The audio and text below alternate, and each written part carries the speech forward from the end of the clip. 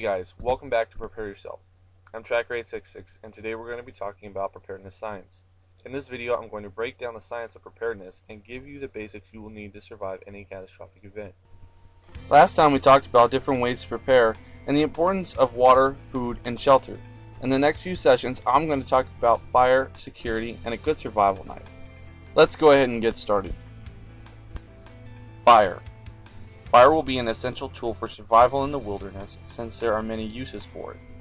You can cook food, boil water, signal for help, keep warm, keep bugs and predators away, and provide light to work with at night. It can even boost your morale, give you the feeling of security, and provide you with more of a reason to live. There are many ways to start fire. They are matches and lighters, fire strikers, magnifying glass, flint and steel, and primitive methods such as the bow and drill. Having fire starting redundancy is never a bad thing. Keeping and maintaining as many methods as you can to start fire will ensure your ability to reproduce fire more often and thus lasting longer. You should always pack 4 different methods of starting fire. A source that you know well and can use easily, such as lighters and matches. A source that is waterproof and windproof, such as stormproof matches or windproof lighters. A source that will not be used up quickly, such as a fire striker, magnifying glass, or flint and steel, and a source that can be obtained with only the materials you find in the wilderness, such as the bow and drill method. The next thing we will talk about is security. In any scenario when everyday life is interrupted by a disaster or calamity, whether it be a hurricane, economical meltdown, or even a zombie apocalypse, everyday, good law-abiding citizens that aren't prepared will become desperate. Desperation then turns into resorting to basic human survival instincts to provide food and water for themselves or their families. This may resort in doing whatever it takes to obtain the resources that they need, even if it means becoming hostile.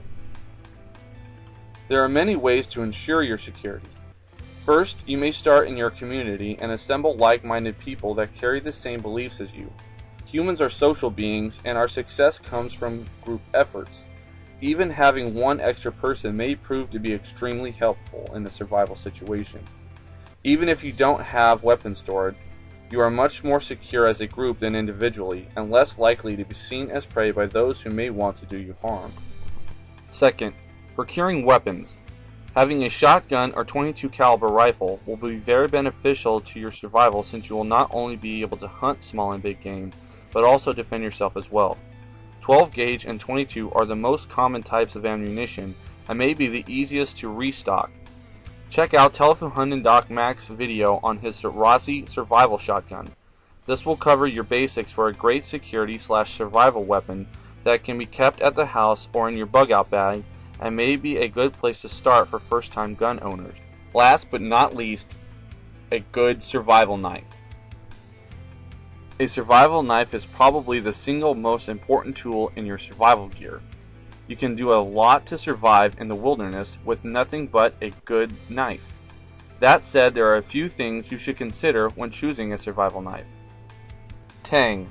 The tang of a knife is the portion of the blade that extends down into the handle. The tang and the blade are one solid piece of steel. A full tang, or tang that goes all the way to the base of the handle, is considered the best for a quality survival knife. The full tang gives the entire knife strength. On cheaper knives, the blade is only connected to the top of the handle and can break off easily. Blade material. Survival knives generally come in 2 types of steel, stainless steel or carbon.